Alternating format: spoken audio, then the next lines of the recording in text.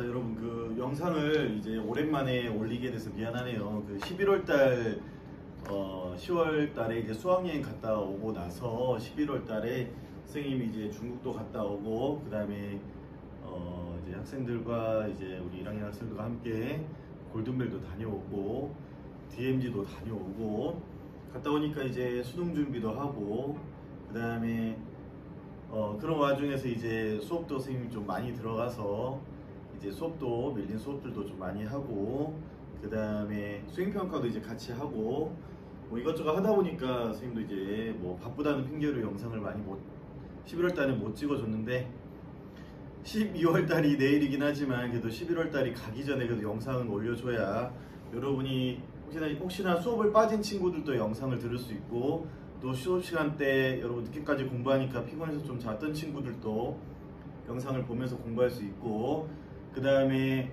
또는 수업 시간에 좀 집중이 안 됐던 친구들 또 공부를 했지만 이해가 안 되는 친구들 다시 보고 다시 뭔가 수업 내용을 기억하고자 하는 친구들이 있을 것 같아서 선생님이 금요일날 어제 야자하고 토요일날 조금 쉬고 이제 저녁에 영상을 이제 올리게 되었습니다. 조금 여러분도 선생님이 이제 올리기 싫어서 올린 게 아니라 선생님도 나름의 좀 사정이 있었음을 좀 이해해 주기 바랍니다. 5.16 군사정변 이제 박정희 시대로 넘어가요. 여러분들 수업 시간 때 익히 들었겠지만 4.19 혁명 이후 이제 민주주의 체제가 이제 마련이 돼서 이제 독재 정부의 어쩌면 독재 정치의 끈을 이제 끊어버릴 줄 알았더니 이 4.19 혁명 이후 만들어진 장면 정부는 시민들의 요구를 어떻게 다 수용할 수 없었다고 이제 이야기했었죠. 또 그럴 만한 능력도 역량도 안 됐고요. 왜냐하면 일단은 민주당 자체가 상당히 어때요? 윤보선 계열과 장면 계열로 나뉘어져서 갈등을 겪고 있었고 쌤이 이야기했듯이 중간중간에 이야기했지만 사실 자유당과 민주당 어찌 보면 이제 민주당이 조금 더 이제 혁신적이라고 생각할 수 있겠지만 사실 그 둘 다 조금 보수적인 세력이었고 혁신적이었던 진보당은 이미 진보당 사건으로 결국 이제 많이 이제 무너져 있던 또는 무너졌다기보다는 좀 탄압을 받았던 이런 상황이었고요.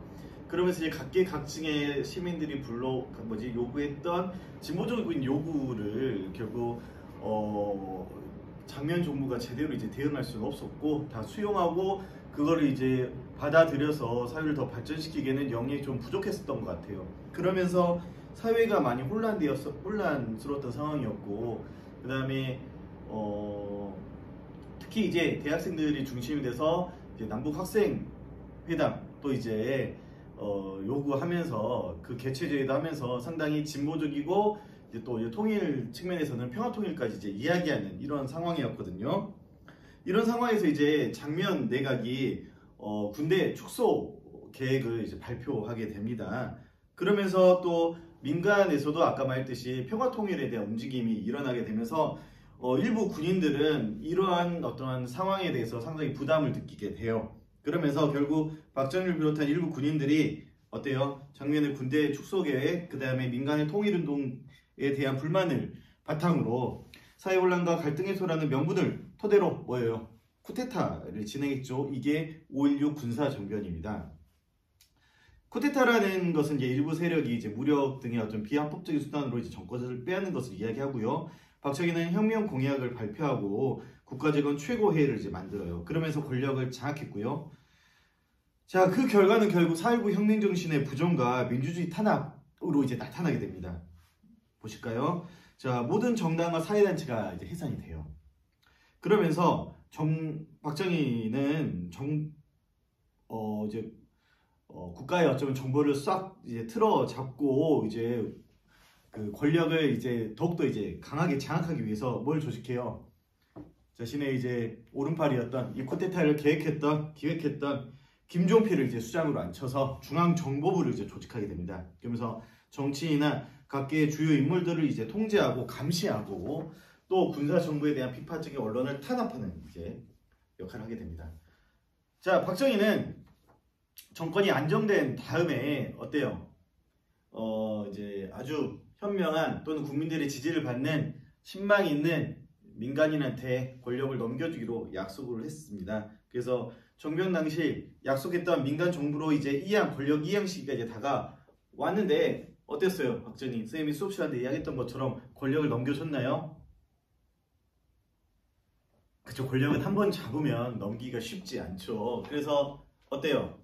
결국 민간인한테 넘겨준다는 약속을 지키긴 해야 되잖아요. 그쵸? 그러기 위해서 자기 자신이 이제 민간인이 됩니다. 그래서 자신이 이제 전역을 해서 대통령 선거에 나서죠. 자, 봅시다. 그래서 대통령 중심제와 단원제 국회를 중심으로 하는 개헌안을 이제 통과시켰고요. 제5대 대통령 선거에서 박정희 후보가 이제 윤보선 후보와 이제 맞서게 됩니다. 그러면서 결국 15만 표라는 아주 근소한 차이로 박정희가 당선이 됐어요. 하지만 겉으로는 이제 민간 정부의 모양새를 취했지만 실제로는 뭐예요? 군사 정변을 일으킨 세력들에 의한 군부 독재 정권이었고요. 결국 명분이 많이 약하기 때문에 어쩌면 그런 정당성 명분을 다시 세워야겠죠. 그래서 이제 박정희 정부의 첫 번째 명분 뭐라고 했어요? 공산주의 세력을 막기 위해서 우리 힘을 박정희 나를 중심으로 힘을 모아야 된다. 반공. 그 다음에 두 번째로 우리 민족 경제 발전을 일으켜서 다 같이 배불리 먹고 살 수 있게 해주겠다. 라는 게 두 번째 명분이었죠.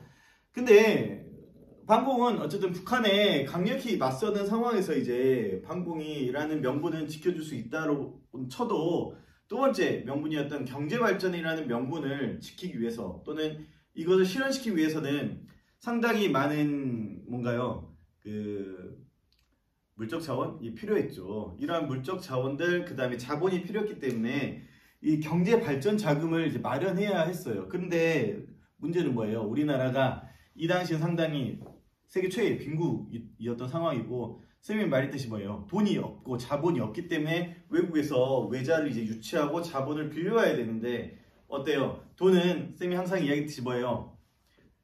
필요한 사람한테 빌려주는 자본주의 사회에서는 돈은 필요한 사람한테 빌려주는 게 아니라 갚을 수 있는 능력이 있는 사람한테 빌려주는 아주 모순적인 이 자본주의 사회라고 했었죠.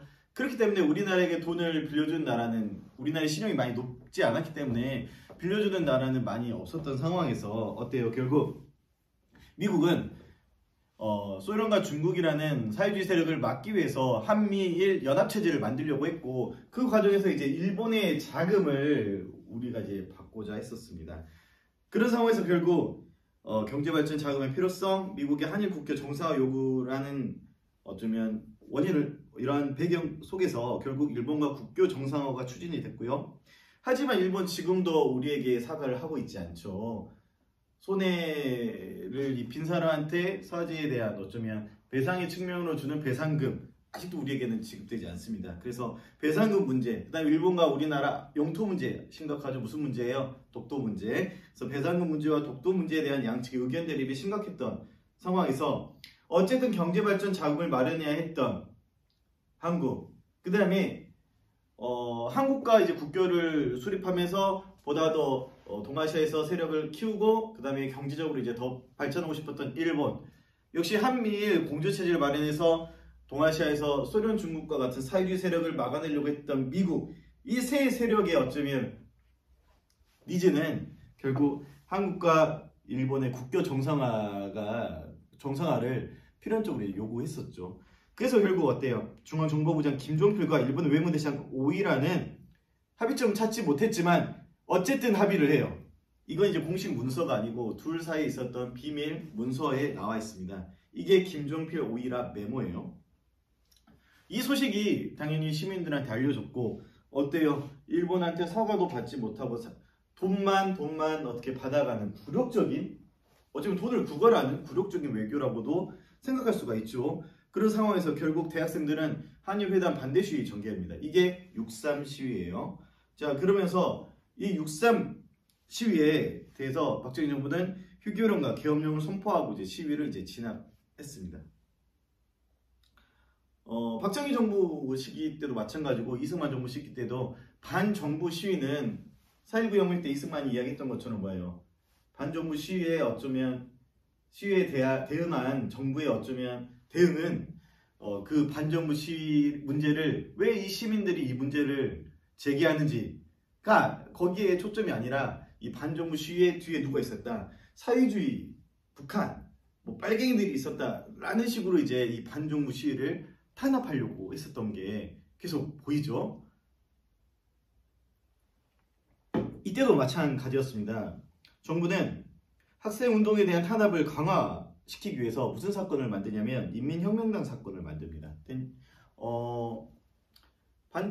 시민들이 정부에 대해서 반대하는 어쩌면 의견, 목소리를 내비쳤을 때 이 이야기를 듣고 어떤 게 문제점인지 시민들과 합의하는 게 아니라 그 뒤에는 사회주의 북한이 배후 조종했다라고 계속 이제 4.19 때도 이승만 이야기했고요.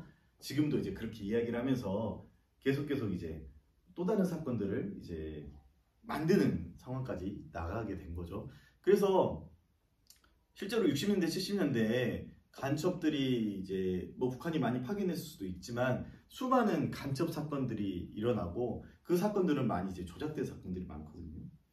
이 인민혁명당 사건도 마찬가지입니다. 박정희 정부의 중앙정보부가 한일회담 반대 시위를 억압하고자 인민혁명당이 북한의 지령에 따라서 한일회담을 반대하는 학생들의 시위를 배후 조종했다고 날조 조작한 사건이에요.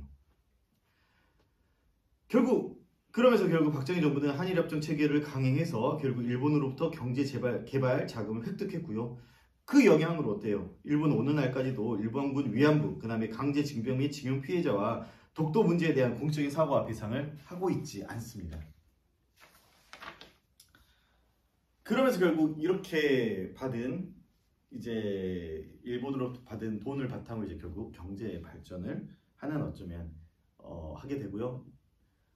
이 영향으로 이제 우리나라 이제 경제가 조금씩 성장을 하게 되고요. 그 일본으로부터 이제 이런 받은 돈은 결국 경제 개발 계획의 중요한 어쩌면 자본으로 쓰입니다. 자, 베트남 파병이에요. 자, 베트남 전쟁에 개입했던 미국이 이제 우리나라에게 파병 요청을 하거든요. 이 베트남 전쟁은 이제 남베트남과 북베트남 간의 어떤 전쟁에서 사실 친프랑스파가 이제 세웠던 그 남베트남과 그 다음에 우리로 따지면 독립운동가이자 사회주의자들이 세웠던 북베트남 간의 어떤 싸움에서 북베트남의 세력이 커지는 상황에서 미국이 이제 베트남 전쟁이 이제 불법이라고 좀 그렇지만 미국의 베트남 전쟁에 이제 개입을 하면서 결국 이제 일어난 사건이에요. 그래서 사실 남베트남과 북베트남 간의 싸움에 미국이 개입할 수 있는 명분은 사실 없었죠. 그런데도 이제 미국은 통킹만 사건이라는 북베트남의 어뢰정이 미국의 배를 공격했다라는 이 사건을 조작하면서 전쟁에 참여하게 됐고, 왜냐하면 이제 사회주의 세력이었던 북베트남의 세력이 강해지면 미국의 결국 세계 정책에 또는 이제 미국이 소련을 견제하는데 상당히 이제 힘들어지기 때문이었죠. 이 전쟁 사실 명분이 많이 없어요. 그래서 결국 많은 나라들이 미국과 함께하지는 않았고, 하지만 경제 개발과 군사력 증강이라는 어떤 미국의 달콤한 어떤 요구죠. 여기에 결국 이제 우리는 이제 미국의 요구를 수락해서 10년간 32만 명에 달하는 대규모 부대를 파견하게 됩니다. 실제로 파병을 계기로 베트남 전쟁 특수라고 해서 베트남 전쟁에 우리나라 기업이 많은 물자를 팔고 이 베트남 전쟁과 관련된 여러 건설 사업에 참여하게 되면서 실제로 경제가 발전하게 돼요. 그러면서 또 이제 미국은 우리나라의 어떤 무기, 또 우리나라 국군의 전력을 현대화시키는 데 많은 어쩌면 군사적 경제적 도움을 줍니다. 하지만 수많은 한국군 젊은 청년들이 이 전쟁에서 많이 죽어요. 많이 다치고요. 그 다음에 베트남이라는 어쩌면 지형의 특성상 많은 나무들이 있었고 미국이 이제 작전을 활동하기 어려웠었는데, 그래서 이제 미국이 고엽제라는 이제 농약을 살포하거든요. 그 과정에서 한국군이 이제 작전 활동을 하고 있음에도 불구하고 위에 비행기에서 이제 농약을 고엽제를 살포하면서 이 고엽제에 맞은 우리나라 이제 군인들이 이제 아직도 후유증에서 고통받고 있습니다. 그 다음에 전쟁 중에서 이제 미국군과 한국군에 의해서 벌어진 민간인 학살 문제, 아직도 이제 그 문제가 그 피해 문제에 대한 어떤 배상, 사과 문제가 아직 이제 끝나지 않고 있고요. 그 다음에 베트남 전쟁 과정에서 이제 결국 한국 남자들과 베트남 여성 사이에서 이제 결국 태어난 그 이제 한국인 피가 이제 섞인 그 이제 아이들에 대한 문제가 이제 심각했죠. 왜냐하면 베트남으로 이제 넘어간 한국군 병사들 또는 이제 한국 민간 기술자들이 결국 어쩌면 베트남 여성들에 대한 어쩌면 성착취죠. 이런 상황에서 결국 이제 아이도 낳고 이렇게 함께 살았는데 전쟁이 끝나고 나서 이제 결국 이들을 두고 돌아가 버려요. 하지만 이제 결국 북베트남이 통일하면서 이 한국군과 함께 있었던 이 여성들 아이들은 상당히 적국의 아이들 또 적국과 함께 있었던 여성들이었기 때문에 사회적인 좀 멸시 탄압을 받고 있었고 그러면서 결국 이 아이들 한국계 베트남인 문제들이 아주 베트남 사회에서 이제 좀 이제 심각한 문제였다고 합니다. 그래서 이제 이 한국계 베트남인들을 라이 따이안이 이제 대안이고 라이가 이제 올레자를 쓰는 것 올레자를 베트남어로 이제 발음한 거거든요. 그래서 대안에서 왔다라고 해서 이 문제도 상당히 심각한 어떤 과제로 남겨졌습니다. 베트남 전쟁을 계기로 이제 우리나라는 이제 많은 어쩌면 경제적인 어쩌면 이득 발전을 얻었고요. 또 한일 국교가 정상화되면서 한일협정이 체결되면서 역시 경제적 이득을 얻었습니다. 특히 이제 또 베트남 전쟁 때 참여했던 군인들은 달러로 미국의 용병이었기 때문에 이 달러로 이제 돈을 이제 미국한테도 받았고요. 이 돈을 이제 국가에 송금을 했어야 했습니다. 그래서 이제 어쨌든 한일협정, 베트남 전쟁 이 두 개의 어쩌면 사건으로 이제 한국 정부는 어쩌면 경제적 자본을 이제 축적했고 이 자본을 바탕으로 사실 이제 경제 발전을 하는데 이 자본들이 큰 보탬이 되는 거죠. 박정희 정권 때 지표상 경제가 성장한 건 맞습니다. 하지만 우리는 그 내면을 잘 들여다봐야 된다라고 선생님이 이야기를 했죠.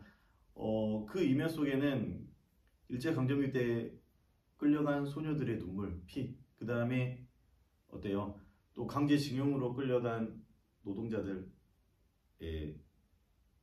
또 슬픔, 또 역시 전쟁터로 끌려간 일제강점기 때 전쟁터로 끌려간 또 많은 사람들, 우리 선조들의 할머니 할아버지들의 어쩌면 그런 아픔이 담겨 있는 돈이지 않을까 싶고요.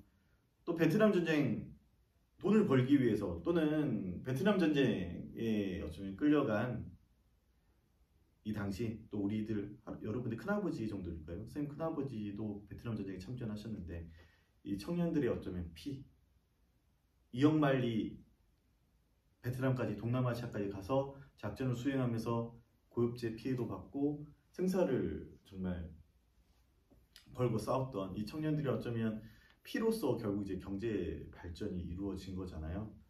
그래서 여러분도 이 박정희 정권 시기에 경제 발전에 대해서 많은 부분을 우리가 생각해 볼 필요가 있습니다. 자, 그러면 일단은 선생님 한 15분에서 20분 사이로 이제 영상을 끊고 다시 또 박정희 정권 유신 체제 이야기를 좀 하도록 하겠습니다.